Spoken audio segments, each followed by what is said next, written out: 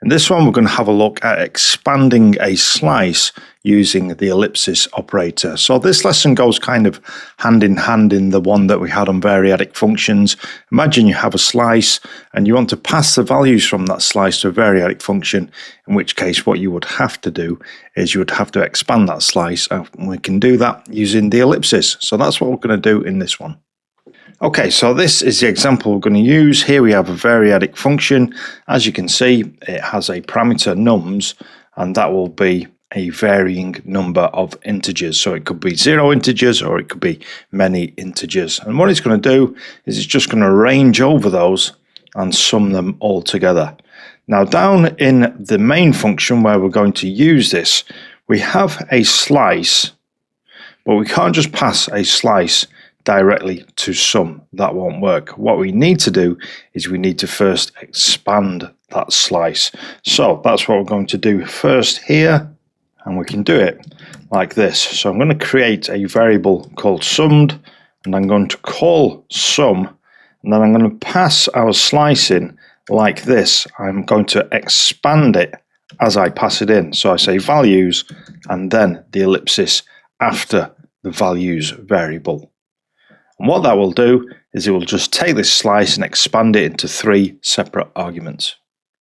So here we're not actually passing a slice into sum, we are passing 3 separate integers. Okay, and then let's go and print this out just to use this. Print line summed, go run main.go. Okay, and so we get the values of our slice have all been summed together here. Now, just to prove what happens and that you do actually have to expand this in order to pass it to the variadic function, what I'm going to do is I'm going to remove the ellipsis. As you can see, my IDE Golang is already complaining about this. Let's see what it actually says if we hover over this. Cannot use values type slice of integers as the type int.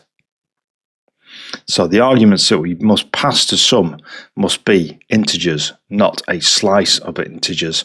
Let's have a look at the error, or what happens when we actually do try and run this. Okay, so here we see something command line arguments, and then in main.go, line 16, cannot use values, variable of type slice of integer, as int value in argument to sum. So quite an explicit message there. It tells us exactly what we've done wrong. We're passing the wrong type to the sum function, so we need to return it to that. Okay, again, there's a little bit of extra information on expanding slices in the text version of this lesson, which you can find on GitHub, and the description will be below the video. But we have an example of forwarding variadic arguments, which is a common pattern that you'll see in quite a few Go projects.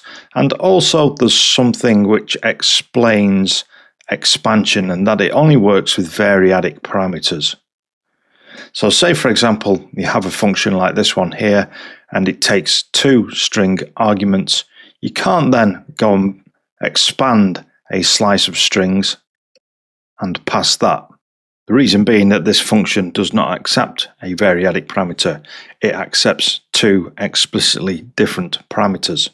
So slice expansion is only valid when the function expects a variadic argument. So that's quite important to remember. Okay, let's have a challenge. So for this one, write a variadic function called printAll that prints each string on a new line. Then create a slice of strings and call printAll using slice expansion. So fairly straightforward, but it's good to have a practice at these things. Pause me now and give that a go. Okay, so this is what I have. I have a variadic function called printAll, has a parameter called items, and it takes a variable number of strings. So it could be 0 strings, could be many strings. And what we're going to do is we're going to loop over items using range. We don't need the index, so we can just use a blank identifier there, or a blank variable, but we do need the actual item, the actual string. And what we're going to do is for each one, we're just going to print out that string. Okay, and then in main function, I've created or initialized a slice of strings with 1, 2, and 3. So what we need to do now is we need to expand that and print or call printAll.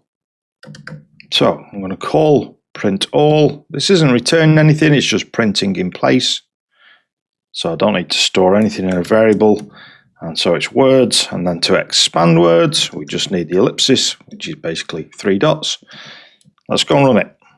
Go run main.go, and so there we get 1, 2, and 3.